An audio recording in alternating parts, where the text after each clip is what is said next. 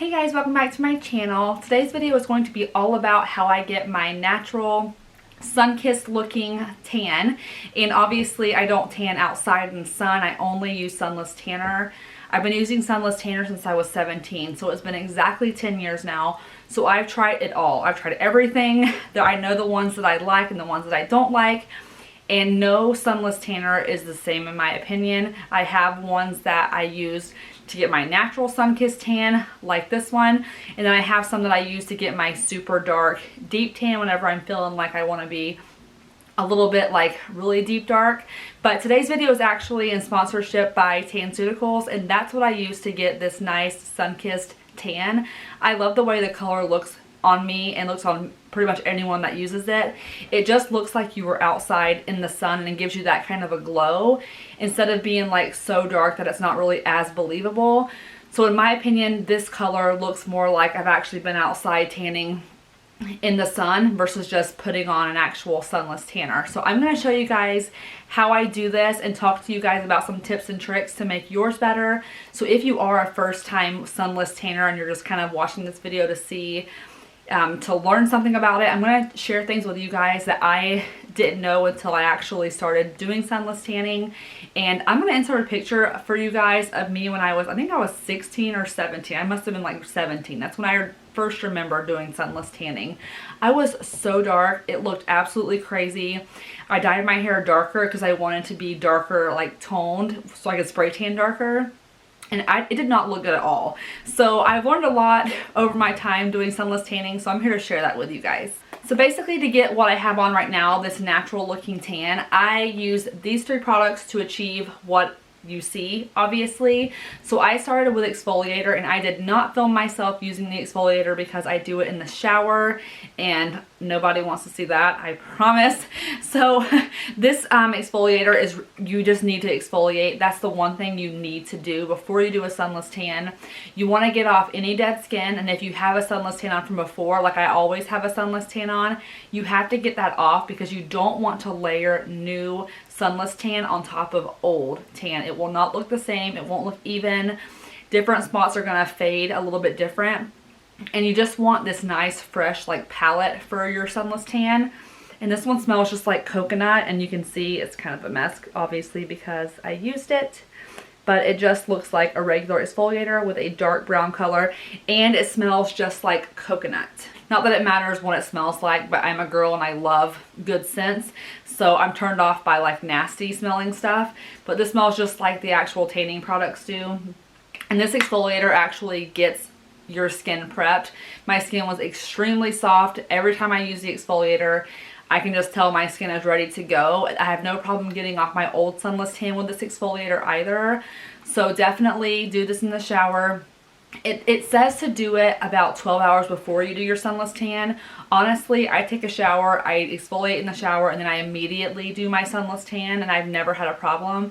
So it's really up to you and your preference, but to me it's just more convenient to do it right before, and so my skin's freshly prepped and ready to go. So for my neck down, I use this Color Correct CC Self Tanning Lotion. I like this. It's the shade dark, so obviously you can see this is one application.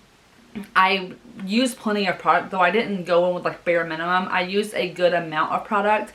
Normally I start with just a tiny bit and work it out, and then I start doing that in little layers, or you can go in with one glob. It's really up to you, but I like personally like to do little amounts at a time and kind of go all over and then redo that. But the amount that I'm using is still the equal amount of like one application. Hopefully that makes sense to you guys. But these are just things that I've learned personally. Instead of going in with one, it's easier for me and it looks better on me if I do just tiny little amounts and then go over it a few times. So this is what the color actually looks like. It's not very dark at all, but obviously it still gives you this really, really nice color.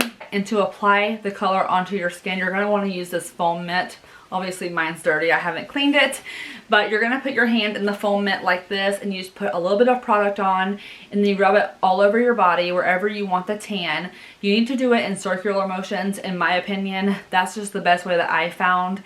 If you're going back and forth like this, you definitely could end up being streaked. So if you're doing it in circles, you're actually kind of like moisturizing it into your skin, which is kind of the point with a lotion. You're just using it kind of like a moisturizer, but just making sure that you're actually working it evenly into all areas that you want the Sunless Tanner to be dark. So I do from my neck all the way down my arms, and then I kind of stop right here and then fade it out later. And then after I'm done with my hands and my feet, what I actually do is take a baby wipe and then wipe my hands, because I just like my hands to be a lot lighter than my arms. So as you can see, that's kind of what I have going on right here. My arms are darker than my hands, and my feet are lighter than my legs. And on my legs, I like them to be darker, so I do 2 layers. So I went through and did like my little thin layers, and I did another set of little thin layers. So I did actually 2 applications on my legs, because my legs naturally just don't hold tan as well as my rest of my body when I do one application, probably because you're constantly shaving your legs and things like that, so the skin's harder. So I don't think that the skin adheres, or at least my skin on my legs does not adhere the best sunless tanning, so I have to do it twice on my legs. But I really like the look of like super tan legs in the summertime. I just think it looks really good. It makes you look a little bit slimmer as well. And believe me, postpartum with twins, I need all the slimming that I can get. And then this is the Sunless Face Tanner. It's the self-tanning face lotion. That's exactly what it does. I still use the same mitt for my face. I've never had an issue with the color being too dark or anything like that. Obviously, you want your face to be just a little bit lighter naturally, and that's exactly what this does. And the color of this lotion is white. I'm not even sure if it'll show up because the lotion itself is white. But basically, all you do is you put this on your mitt, or in this video, I chose to put it on a makeup brush. I saw this tip on Shannon Rose's video about her sunless tanning, and she actually used a makeup brush. So I wanted to try that out, because normally I just use the mitt. I've never had a problem using the mitt. You can totally use it if you want to. But I actually really liked how the makeup brush turned out. In my opinion, it looked exactly the same as the mitt. So if you have an old makeup brush, or even one that you just feel like washing, you can totally throw this on a makeup brush like I did in the video, because I honestly saw no difference, and the color was spread out just as evenly. So you can see here that my face is a little bit lighter than my body, but that's the way that I intended it. All of these products, in my opinion, are both of the tanning products. You absolutely can do multiple layers. It's kind of like a medium coverage foundation, in my opinion. You can build layers and get as dark as you want to. However, I would suggest doing as much as you want on one night and then waiting till the next night. Wait overnight to let your tan develop, because in my opinion, I keep saying that because everyone's going to tan a little bit differently, but I get the best color when I do it little thin layers, and I do it at night, and I sleep on it and shower off that main layer the next morning. And then if I don't like the color, or I want it just a little bit darker, then that night I will just go ahead and tan over it again. But you don't want to exfoliate, obviously, at this point. If you want to get a little bit darker of a tan, don't exfoliate and just kind of go in and start putting on just like you did the first time, because honestly, you can totally build these colors to as deep as you want. So it's totally up to you, obviously, what color that you are. But I got really good color with 1 application on the top and 2 applications on my legs. Now, I do want to give you guys just a few tips that might help you guys out if you're having some issues, or it's your first time and you want to get the color the best.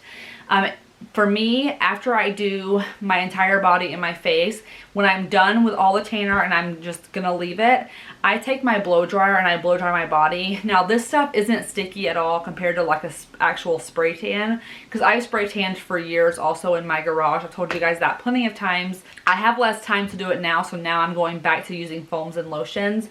But I've always been a blow dryer. I feel like it just opens my pores and it just takes the tan in. I don't know if that's actually true or not, if blow drying will actually make it adhere better, but I've always had better look, and I felt like it looked better, and I felt better about going to bed laying on my sheets after I've kind of blow dried my body a little bit.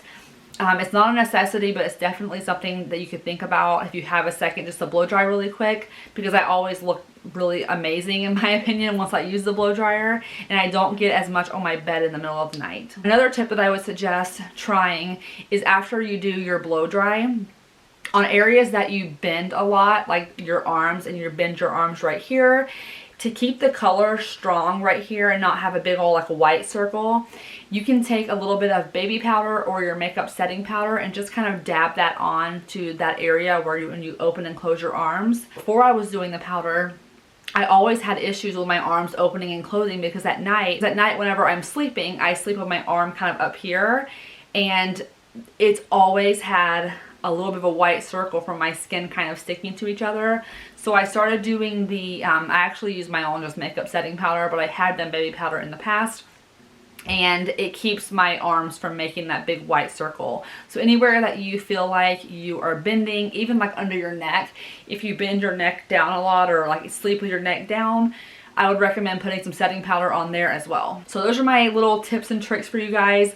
I'm probably going to get asked how I get my back, and I didn't actually film me doing my back on camera because I had Brian come in and do it for me really quick. But here's a tip that is tried and true. It is very like old school, very cheap. You don't need to buy anything to do your back. Don't go buy those sticks with the little mitts on there. You don't need to do that, okay? This is gonna show kind of my creative side, I guess. But if you want to get your back by yourself, this only works obviously with foams and lotions. Go downstairs and get one of your flat spatulas out of your utensil drawer in your kitchen. Put the mitt on. Say this is a spatula. Put the mitt onto the spatula like this. Take a hair tie and tie it around the bottom.